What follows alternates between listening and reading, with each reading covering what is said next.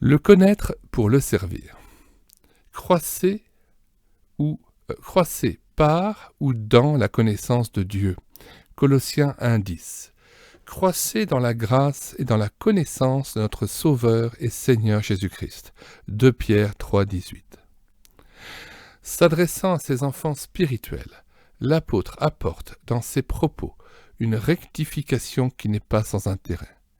Maintenant que vous avez connu Dieu, ou plutôt que vous avez été connus de Dieu, comment retournez-vous ?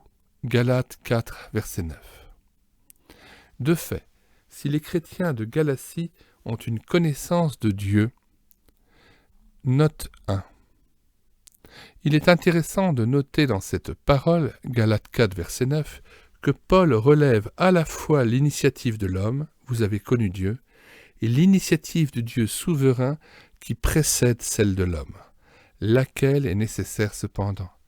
L'initiative divine implique de sa part l'amour et l'adoption. 1 Corinthiens 8, 2 à 3, Jean 10, 14 à 15. Retour au texte. Je reprends la phrase. De fait, si les chrétiens de Galatie ont une connaissance de Dieu, c'est à Dieu seul qu'ils le doivent. Lui qui les a connus et choisis d'avance alors qu'ils étaient encore dans l'ignorance et le péché. C'est le Dieu souverain qui, par exemple, a pris l'initiative de nous choisir. En lui, Dieu nous a élus avant la fondation du monde. Éphésiens 1, 4. 2 Thessaloniciens 2, verset 13. C'est le Dieu souverain qui, par exemple, a pris l'initiative de nous aimer. Pour nous, nous l'aimons parce qu'il nous a aimés le premier. 1 Jean 4, 19. Il a pris l'initiative de nous attirer à lui. Nul ne peut venir à moi si le Père ne l'attire. Jean 6, verset 44. Il a pris l'initiative de nous racheter au prix du sang de son Fils. C'est Jésus que Dieu a destiné par son sang à être victime propitiatoire pour ceux qui croiraient. Romains 3, 25. Il a pris l'initiative de nous destiner à la vie éternelle. Tous ceux qui étaient destinés à la vie éternelle crurent. Acte 13, 48. Il a pris l'initiative de nous appeler à la communion de son Fils. 1 Corinthiens 1, 9, de nous connaître afin que nous le connaissions vraiment en retour. Galates 4, verset 9. Accepter, mais même si elles nous déconcertent, ces vérités nous rendront humbles, soumis et reconnaissants, puisque nous devons tout à notre Seigneur. À notre époque férue d'humanisme, nous nous imaginons volontiers que c'est l'homme qui prend l'initiative et Dieu qui lui répond. Mais l'initiative part du Christ vivant au-dedans de nous, et c'est la réponse qui vient de nous. Dieu, le Dieu qui aime, qui accuse, qui révèle la lumière et les ténèbres, nous presse. Voici, je me tiens à la porte et je frappe. Et tout ce que nous prenions pour notre propre initiative est déjà une réponse attestant sa présence qui travaille secrètement en nous. T. Kelly. K-E-2-L-Y. On objectera sans doute que l'apôtre Jacques s'inscrit en faux contre ces affirmations lorsqu'il déclare « Approchez-vous de Dieu et il s'approchera de vous ». Ce serait aux chrétiens d'entamer le dialogue avec son Seigneur, de le précéder en quelque sorte. Pas du tout. S'approcher n'est pas se rendre vers la porte où, déjà, se tient celui qui frappe. Je répète, s'approcher, n'est-ce pas se rendre vers la porte où déjà se tient celui qui frappe, afin de lui ouvrir et de se présenter devant lui humblement, avec un cœur bien disposé pour lui permettre de se révéler à nous, de nous parler. Pensez à Marie de Béthanie, qui, bravant la désapprobation de sa sœur, vient s'asseoir aux pieds du Maître, d'un Maître qui sait déjà approcher d'elle en venant dans sa maison.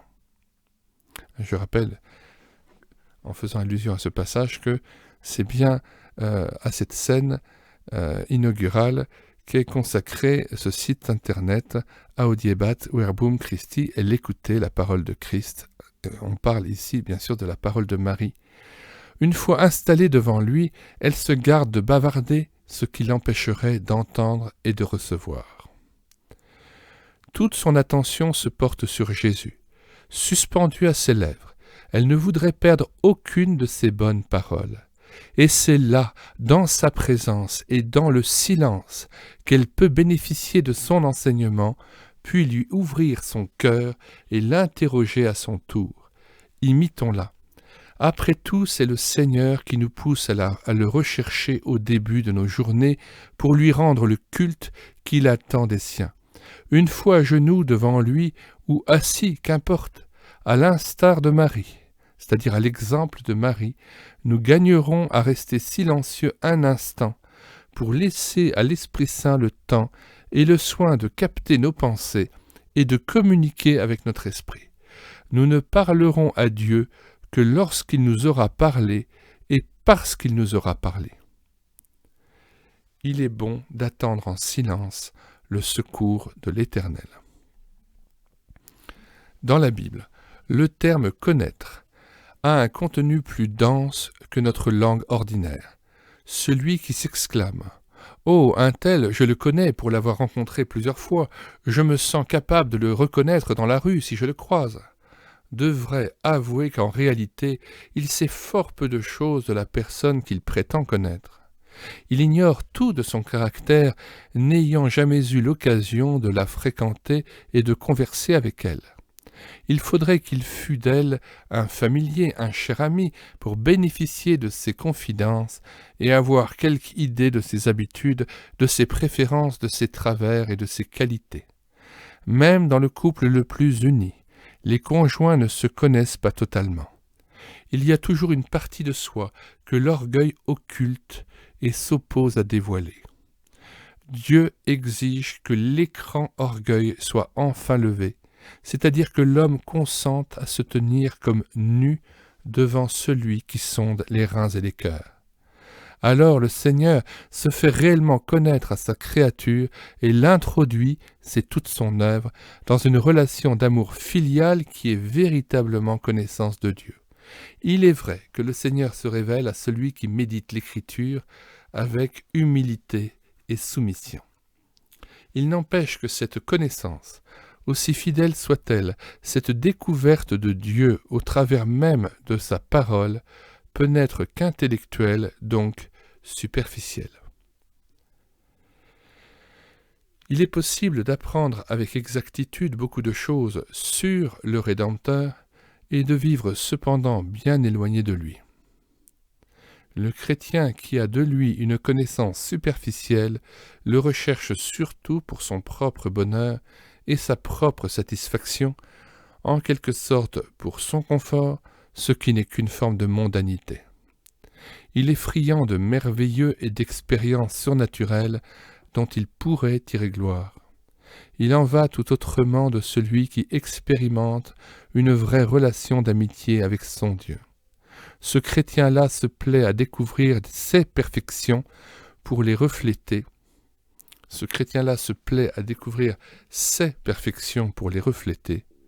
À admirer sa grandeur et à énumérer ses bontés pour lui rendre hommage, et le proclamer avec passion devant les hommes. Lorsque la personne divine se communique à l'un des siens, elle devient le centre, le pôle de cette relation. Et quand Dieu prend l'initiative de visiter son enfant, n'évacuons pas le côté émotionnel de cette amitié pourvu qu'il ne soit pas recherché, c'est la reconnaissance et l'émerveillement qui envahissent aussitôt son cœur.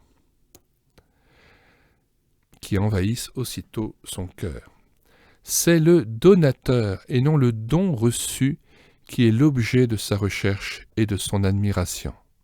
Vivre dans une relation de profonde intimité avec le Père, c'est cela le connaître. Alors pourquoi tant de médiocrité et de compromis dans le vécu des chrétiens? Certainement parce que la plupart d'entre eux n'ont pas la moindre idée de ce qu'est la vraie connaissance de Dieu. Sans doute ont-ils réduit cette connaissance à sa seule dimension intellectuelle, davantage préoccupés de poursuivre une juste et bonne théologie que de connaître sa personne intimement avec le cœur, l'âme et les sentiments. Mais revenons à la rectification signalée au début de ce chapitre. Maintenant que vous avez connu Dieu, ou plutôt que vous avez été connus de Dieu, Galates 4, verset 9, voilà qui est clair. Puisque le Père est déjà là dans le lieu secret lorsque nous cherchons sa face, Matthieu 6, 6. C'est bien la preuve qu'il a pris l'initiative de vivre avec nous ces instants d'intimité. Avez-vous soif de le connaître et de vivre en étroite communion avec lui? Alors bénissez Dieu avec une pleine assurance. Cette soif vient de lui et atteste qu'il s'est approché de vous. Il a pris les devants pour créer ce désir de le rechercher de tout votre cœur. À lui seul la gloire. Il nous arrive souvent de gémir en considérant nos échecs, nos chutes et nos lâchetés. Notre tristesse est grande d'avoir eu honte de Jésus-Christ dans telles circonstances, d'avoir manqué à notre parole ou mal parlé d'un frère.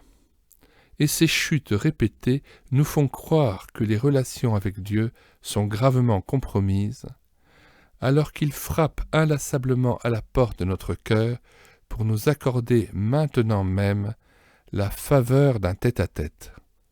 Je souperai avec lui et lui avec moi, Apocalypse 3, verset 20. Il entrera dès que nous consentirons à lui ouvrir la porte. Si quelqu'un ouvre la porte, j'entrerai, Apocalypse 3, verset 20. Tant il lui tarde de se faire connaître à nous dans de nouvelles relations. Rien de ce qui nous afflige ne le rebute. Ouvrir la porte, c'est répondre à sa présence. Les yeux du Seigneur ne se sont jamais détournés de nous, nos égarements ne l'ont ni arrêté ni découragé, car il nous regarde toujours avec espérance, et c'est pour cette raison qu'il ne cesse de prendre les devants pour nous attirer plus près de lui. C'est lui qui crée et renouvelle notre soif de le connaître plus intimement et de vivre plus étroitement unis à sa personne. Surtout, ne cherchons pas des prétextes pour renvoyer à demain ces moments bénis de communion en disant par exemple « Si je suis fidèle et en tout point obéissant, Dieu m'accordera cette intimité à laquelle j'aspire. » Ce serait donner à notre fidélité une valeur méritoire et faire de cette précieuse communion une récompense et non un don gratuit de Dieu à saisir sur le champ. Si Dieu n'accordait ses faveurs et ses biens qu'à des hommes parfaitement fidèles, grande et permanente serait notre indigence. C'est pourquoi venons à lui dès que nous sommes, tels que nous sommes. C'est pourquoi venons à lui tels que nous sommes, sans argent, sans rien payer. Ésaïe 55, verset 1. Maintenant même. Il est des croyants donneurs de leçons, habitués à juger, qui tranchent sans appel. Si tu prends telle décision ou accomplis telle chose, alors Dieu ne pourra pas te bénir. Ne serait-il pas plus juste d'avertir ainsi celui qui s'égare, en te conduisant de la sorte? Tu attristes le Seigneur? En te conduisant de la sorte, tu attristes le Seigneur. Car on n'obéit pas à Dieu pour être béni, mais pour lui plaire. Car on n'obéit pas à Dieu pour être béni, mais pour lui plaire. Le Créateur ne nous doit rien. Mais, parce qu'il est plein de miséricorde, il continue de nous avertir et de nous combler de ses biens, malgré nos incartades. Ne fait-il pas lever son soleil sur les méchants comme sur les bons?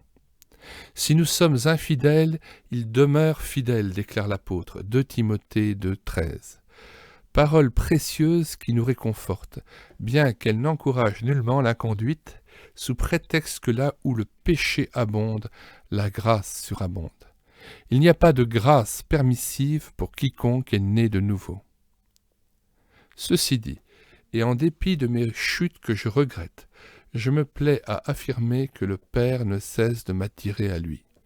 Et comme le ferait un père humain qui aime son enfant et pourvoit jour après jour à ses besoins, même lorsqu'il se rebelle, Dieu, malgré mes infidélités, me cherche inlassablement, tant il voudrait me nourrir des joies de sa présence. C'est pourquoi, approchons-nous avec assurance du trône de la grâce, afin d'obtenir miséricorde et de trouver grâce pour être secourus dans tous nos besoins. Hébreux 4, verset 16. Peut-être une question se pose-t-elle à votre esprit. La qualité de notre service pour Dieu dépend-elle de notre connaissance de celui que nous servons? Sans aucun doute. Qui suit son propre chemin et néglige de fréquenter le Seigneur ne peut être au fait de sa volonté. Alors comment pourrait-il pratiquer, puisqu'il les ignore, les bonnes œuvres préparées à l'avance, et dont Dieu lui confie la réalisation? Éphésiens 2, verset 10. D'où l'instante prière de l'apôtre à ses amis de Colosse. Nous ne cessons de prier pour vous et de demander que vous soyez remplis de la connaissance de sa volonté en toute sagesse et intelligence spirituelle pour marcher d'une manière digne du Seigneur et lui être entièrement agréable, portant des fruits en toutes sortes de bonnes œuvres et croissant par la connaissance de Dieu. Colossiens 1, 9 à 10. Concluons.